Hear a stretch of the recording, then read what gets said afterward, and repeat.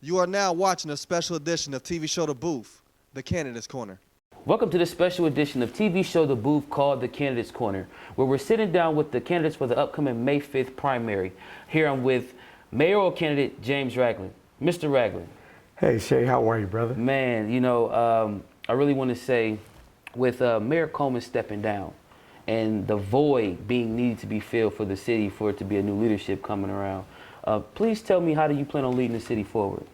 From the ground up, I think the emphasis on my administration will be on working with some of the people that have been disenfranchised, a lot of the people that have not had the attention of City Hall over the last few years. We really want to start going into homes, helping individuals change their lives for the better so that we can begin to see wholesale changes for the city. Okay. Now, in terms of, like, we've had some challenges in the past administration, you know, and moving forward, tell me how you plan to bring a new way of, not necessarily problem solving, but just finding a different way to just have more solution-based, you know, policies and procedures. Sure. Moving forward. You have to be a man of the people. In order for you to really use city government to figure out solutions, you've got to hear from the people first about what their problems are and what they feel the solution to their problems are. As a leader, it will be my job to go out to the people, figure out what it is that is their most pressing issue, and then use the resources that the city has to go and impact a positive change. I've done that. I've worked at City Hall. I know City Hall. I know how it works for the people. I know how it doesn't work for the people. And so I'm going to produce, you know, some new changes with, you know, some new individuals that'll be helping with my administration as well. So I think you're going to see some significant change and some positive impact for a lot of the communities that have been underserved and unserved here in Columbus. Okay, so now in terms of like education, you know, we've had an issue. I'm not going to call it what it is. I'm just going to say we had an issue in leadership. And I think that with the current leadership that's been around, not necessarily working closer together with other, you know, entities that govern the body of the citizens of Columbus, you know, how do you plan to tie all of the resources needed together for the better good of the constituency? Well, in my opinion, I think Columbus City Schools are getting a bad rap. The first thing that I'm going to do is really be a promoter of the positive things that are happening within the school district. My son is 18. He's graduating from Walnut Ridge this spring. I'm real excited about the fact that he's graduating from Ridge and going to college. I think more stories like my son's need to be told to the general public so that they understand that there are positive things that are happening here in the school. And then how do we make for a more robust, collaborative environment with the philanthropic community that we have, as well as the corporate community? I believe that we've got an opportunity now, knowing that the schools need so much, that we can go to a lot of the people that have the resources and tell them we just don't want an adopt-a-school program that says we're going to send employees to our schools for an hour a day on their lunch break. No, we need to put real resources, real financing behind what we want to do to move our school system forward. I'm encouraged by what's happening with the school board right now.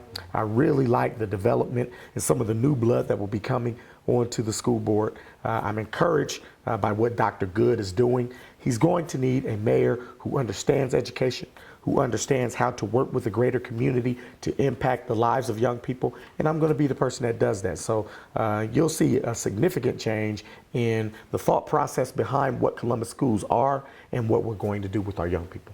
Okay, now I've met with a few candidates, you know, both city council and some even your opponents. And one thing I've heard a couple of them mention was the wasteful spending tactics. Please tell us how you plan to have a plan of not wasteful spending and making sure that we have those resources spread. Well, I don't necessarily want to call everything that we're doing wasteful spending. I think, though, we've targeted some specific areas with excellence, and we've seen that. You look at Short North, you look at Clintonville, True. Downtown, the Arena District, German Village. All of those things were targeted with resources. All of those neighborhoods were targeted with resources. In my opinion, those areas have now reached a point where the private sector is going to be able to sustain that growth and even encourage more growth for those communities.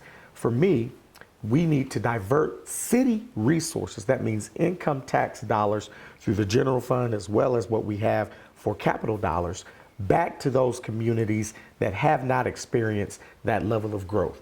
Now, I don't want to sit here and tell you that, we're going to turn the hilltop into what you see on the short north. That's not real. But what we can do is get the hilltop back to being a high quality working class community. We can do the same thing on the south side. We can do the same thing right here on the near east side. But it's going to take us taking a lot of the resources that we've spent in some of the other areas and moving it back to some of those neighborhoods. What are your thoughts, first of all, and just not James Raglin, the candidate, Sure. but and not even as an African American man, but as a leader, not as the candidate, but as a person. Well, I guess that could consider you as the candidate as well. But as a leader, how do you see yourself coming in and really bridging that gap that needs to be bridged, during this time? We've got to solve the problem of poverty. You've got to give people hope that when they wake up in the morning, they can be productive and it results in something that's going to be long-term for them. Poverty, in my opinion, oversimplified, really means lack of options. And what we're seeing playing out around the country is people with limited options. Until we solve the problem of poverty, we're going to continue to have that issue. So for me, go into the homes, give people a quality living wage so that they can work 40 hours with dignity, help get people off of drugs and alcohol, help those that have mental health issues.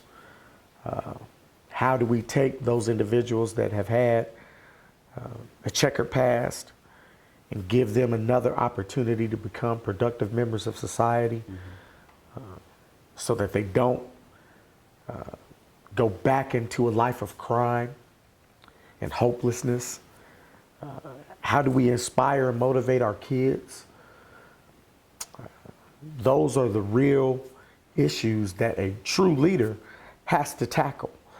And those aren't glitzy issues. You don't have a ribbon cutting for changing a life to the positive. There are no big, huge front page dispatch articles because someone got off drugs. But those are the types of changes that we need to make in order to see everybody prosper. It's going to take somebody that has a heart for those types of people to really do it. And I know that's a very tough question, but Sure. it is one that has to be asked during this time. A lot of people are saying, what are we going to do to not have business as usual? As the next mayor, what do you do that is going to be outside of the box to bring resources from all over, anywhere, That's right. to make Columbus the industrious city that it should be and that it will be? So on the issue of police and riot gear, our police should be protecting and serving.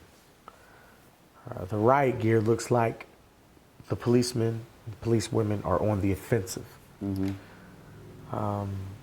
And I think if you kind of back away from that, that's why we're having a lot of this civil disobedience. Because if you're walking down the street and you feel like you are under siege, your first instinct is to rebel against that. And we've got to do something different there.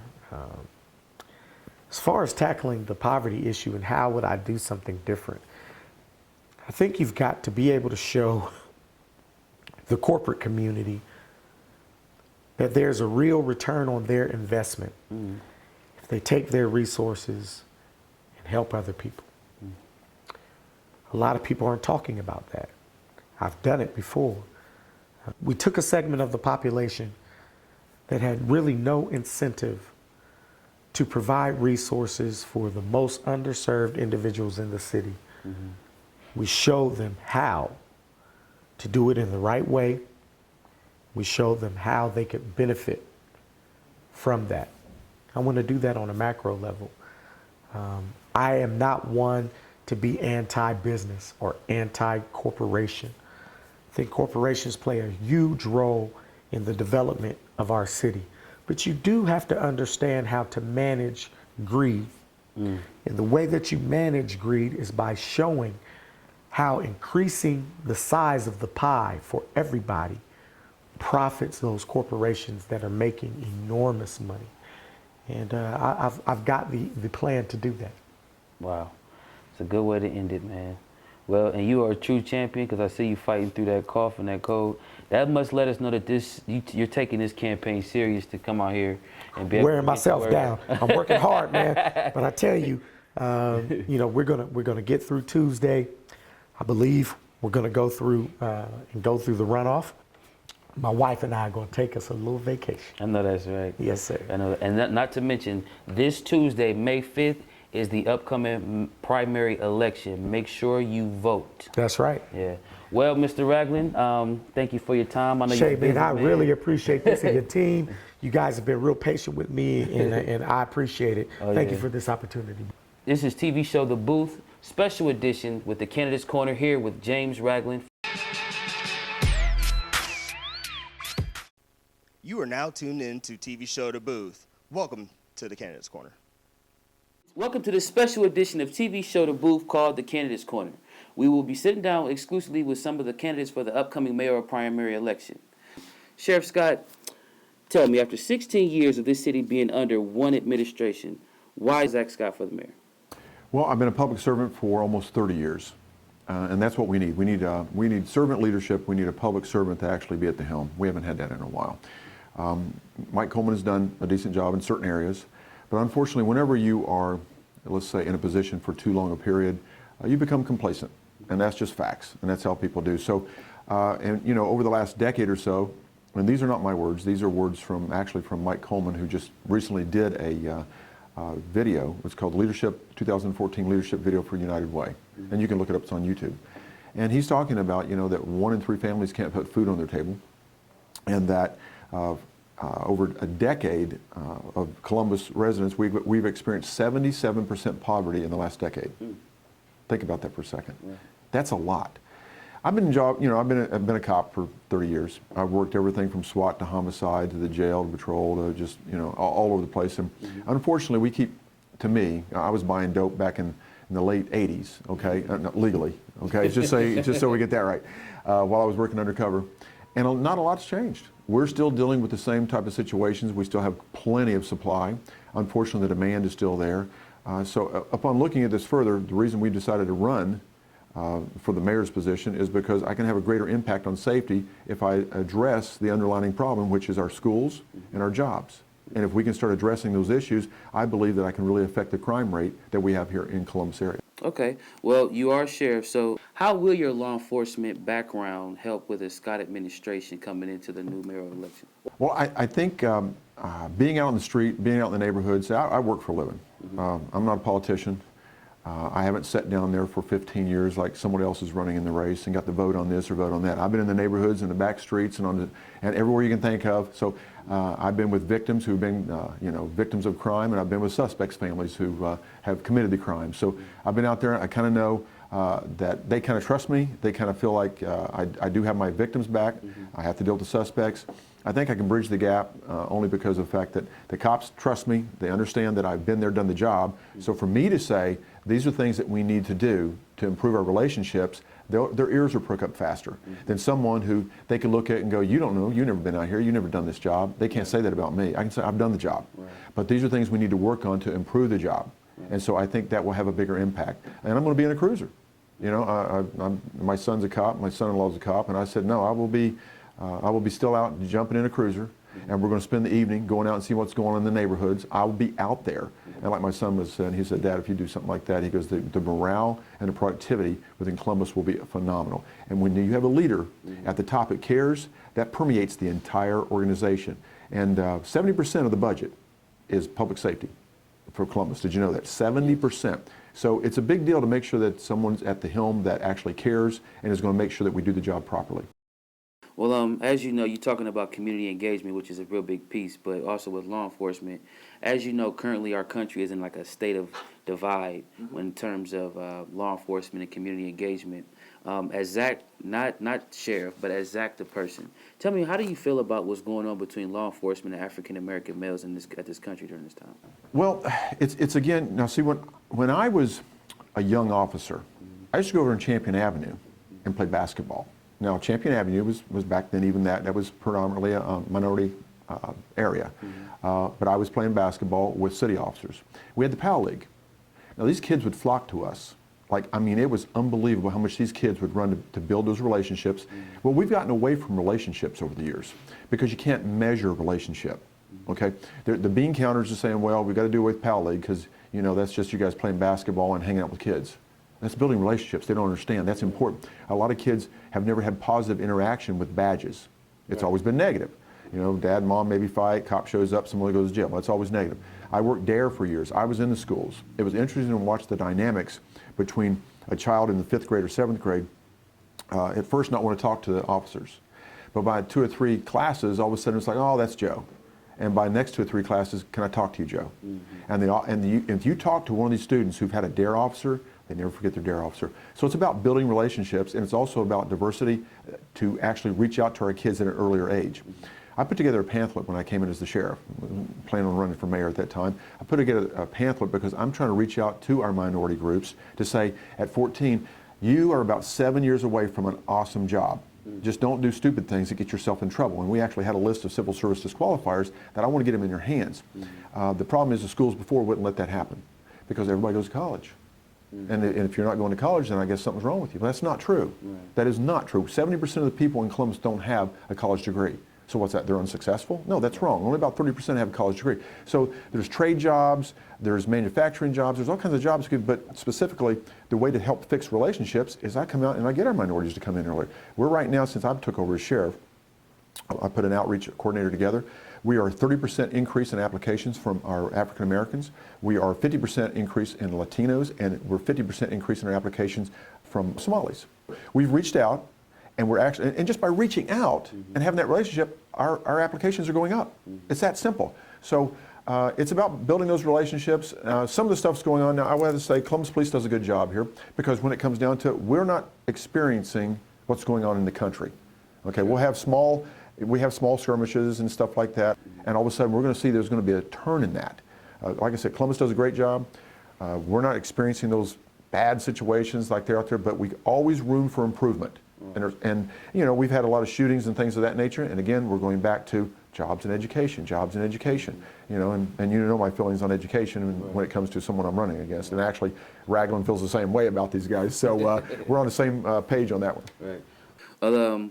And in Columbus, you know, speaking about that, the Citizens Review Board, you know, how important do you think a Citizens Review Board will be coming in, not necessarily as a way to, you know, be used as a defense mechanism, but as a way to work closely with communities? A community advisory board, okay, but my community advisory board to the mayor is going to be a cross-section of all kinds of people throughout the communities. It's going to be business people, it's going to be ministers, it's going to be people from different organizations, but what they're going to do is they're going to go through the police academy, they're going to go downtown and work with the video training of shoot, don't shoot. Like a citizens academy. Is that one already established? Oh yeah, Columbus has one, county's got one. And it's 12 weeks, it's you get to get out there and you get to ride in cruiser, you get to deal with SWAT stuff, you have all kinds of scenarios, you actually shoot a gun. I mean, you do a lot of stuff to see what your cops do wherever you're. We have about 28 different law enforcement agencies in Franklin County. And it sounds like a lot, but when you start saying Westerville, Obetz, Hilliard, it starts adding up. Right, so, but I want to make sure that my community advisory board has the background and the knowledge to be able to give me some good advice, because if you're only seeing one side of a coin, you don't know what's on the other side of the coin, you can't give me good advice. So I'm looking for everyone that wants to be on my board, that they're going to be the individuals that actually spend some time, understand what cops go through, and then sit back and they got their perspective from the community. So you kind of merge those, and then they can sit down and actually have a good conversation and give me some good direction on what they feel that we need to be doing. As far as an actual review board, there's a lot of dynamics involved in that. Legal dynamics, union dynamics, what authority do they do? How do you select them? Okay, one of the things which people don't like to hear it at times, but the grand jury is a civilian review board. It's selected through voting. So what we have to do is make sure our minority groups are making sure that they're registered to vote. If you're registered to vote, you get the opportunity to be on that board. And you get to sit there and make decisions on the grand jury, but you got to get registered to vote. So we've got to impress our minority groups, get out there and get registered to vote. That's one big thing that we're really big on with the TV show The Booth, really getting out the word to vote. And I think, like you just said, if the Citizens Review Board is kind of in the form of a grand jury, now as far as like diversity, there's always kind of some kind of controversy around, you know, who's exactly getting on the Citizens Review Board, which I think in terms is the community's response of, you know, us really having a stake in the process when we have these issues. But you're not registered to vote. Right. We're not getting enough minorities out there to register to vote. Did you hear that? Register to vote. Then you'll be on a Citizens Review Board. Right. And I was just actually talking to a friend of mine who's from the Somali community, and he's on the grand jury. And I said, did you enjoy it? He goes, yeah. He goes, I learned a lot. He goes, I thought about a couple things could be different, but he goes, this was an eye-opener. He goes, I've never been in a process like that before. He was excited about it. Right. So yeah, more people got to register to vote. Yeah, and that is key. All right, now I'm going to move on to a question. I'm pretty sure you love talking about this. Now, you've referenced your concern about the data rigging scandal involving Columbus City schools that has brought light in 2013. Tell students right now watching what you would do for them should you become mayor to assist with efforts being made ensuring something like that never happens again. Now, first of all, make sure we understand the mayor presently under the current structure has zero control of the schools. Did you know that? Right. Okay, no input. He can go there. He can say, I think you should do this. School board can go, we don't care, get out of here. Right. And they could do that. And actually, they kind of did with that $7 million I heard is how much it cost to do the Education Commission. Because what they did is they went there and said, we have these recommendations. School board went, we don't want them. Okay, so that was really good. Okay, so presently, I feel like I'm going to be a watchdog for a while. I'm going to be watching. I had a meeting with Gary Baker. He's the president of the school board. And he told me that some of the things they're doing, which I feel a little encouraged. I'm still very dissatisfied with the fact that we have 51,000 public school students, city school students, and we only got 500 kids taking vocational. 500 kids are doing vocational work right now, vocational stuff where it deals with some type of trade. And when I was growing up, at my school, we had small engines, we had some type of metal shop, we also had wood shop. We had a variety of different things that we could take right there to school. So I'm going to be pushing the city schools to get back to that kind of stuff, that kids, and then get the trade unions in, so they can say, you want to be an electrician? Well, here's the road you need to go to be an electrician. You want to be a plumber, pipe fitter? Well, here's the road you need to. So I'm going to push. Now, if they don't want to go my route, okay, that's fine. Well, then I'm going to ask the voters to go for a vote, and we're going to change the model, and we're going to ask for the schools to come under the mayor's authority, so now I get authority. And then I'm going to make sure that gets done. Now, the kids that are already out there, I plan on having an east side and a west side vocational training, okay? Find out, get them inside, find out where their skills are lacking.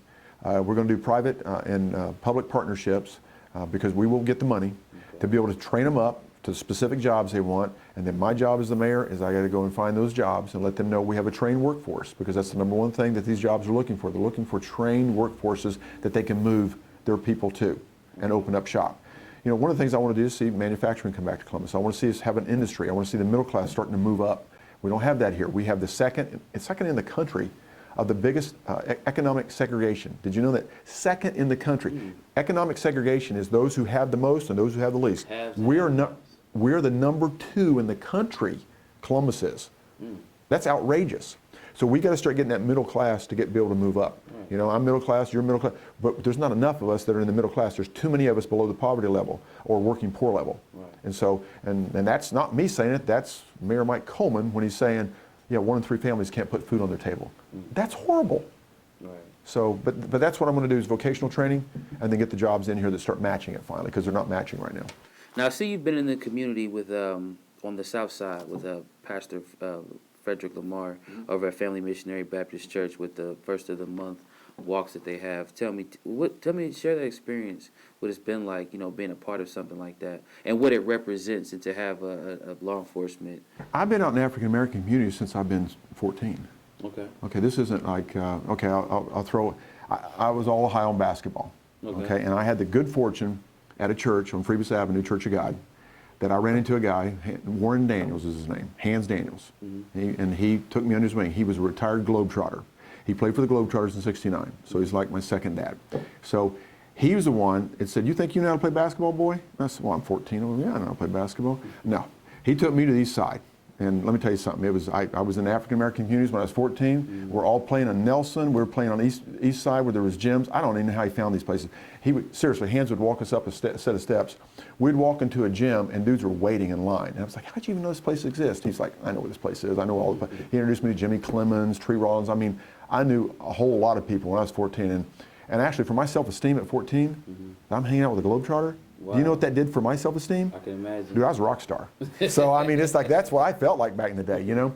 As far as churches, I go to the Vineyard. I've been part of many churches as far as I was Church of God and then live up north, so I'm Vineyard.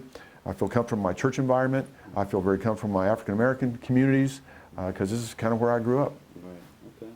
Well, I have another question I want to ask you. I see that you are real good friends with Buster Douglas, the champ. You know, tell me about your relationship with Buster. That's good. You did your research. That's pretty good. Him and I did a movie together. Okay. Yeah. It was called Pluto's Plight. Okay. Silliest movie you ever seen. It's about Martians coming from outer space. I know, it's hilarious. Actually, Mike Davis from Channel 10 is a weather Martian meteorologist. Okay. He's all dressed up, and I played the dad of the girl who was the lead in it, and Buster played, he was the one who played the FBI agent. And so he was trying to find the aliens and all kinds of stuff. It's hilarious. So you're an actor? Yeah, I guess so. Well, I did. I actually acted at one time. Tell me something about your, I've seen you've been in front of the camera before. This isn't your first time. No. I started acting because I was working undercover. Okay, and they would come into you and say, "Okay, we have this project going on. You need to be able to figure out some way to get in there, so develop a character." So you know, you had your driver's license that wasn't you, and apartments, and you had cars and stuff like that. And so I found myself, I like being a character, and you know whether a dope dealer knows you're in or out real quick because they know whether you're buying your act or not real fast. Right. when you're starting to buy dope and stuff. So. And then I ended up, because of political reasons, I got pushed into the regular shirt and tie bureau. So I had to cut all my hair off. Oh, wow. Had to pull the earrings, no more jeans, suit and tie every day. So I felt I needed this creative outlet. So I actually went and auditioned for some of the community theaters, and I sucked. I was terrible. So I had to go to Catco and get some lessons. And then after I went to Catco, I started getting cast in these parts. So I had some short films. I had like Uninvited Guest, which was actually on the big silver screen. I had a lot of major stars in it. Buster and I did some movies. Did some stuff with Young and the Restless. Did some commercials. What was it, Taco Bell and Kentucky Fried Chicken and just stuff like that. So I mean, it paid. It was fun. I had a good time. Wow. But just it's very time consuming. And I did go back and do some community theater because it's a kind of a rush to be 120 people sitting in the audience, and you got to know your lines. And you don't, and then if your partner forgets your lines, or you got to start remembering, oh God, where are we at right now? Because that happens sometimes too. Right. And you get a little, because everybody's watching you, so you got to be able to play that. So no, I had a lot of fun doing theater and acting, but it all stemmed from actually basically working undercover and missing that part of creativity. Wow. Well, Sheriff Scott, I'm not going to hold you anymore today. I want to thank you for allowing us to come in with you. Since you're an actor, I'm going to let you know, whenever you're tired of politics, you need to come over to the Minority Film Coalition, and let's make sure that we can take this thing to the next level. You sound like a very solid candidate, and I look forward to seeing you contest to the top, sir. I appreciate it. All right, thank you so much. You're watching TV Show The Booth.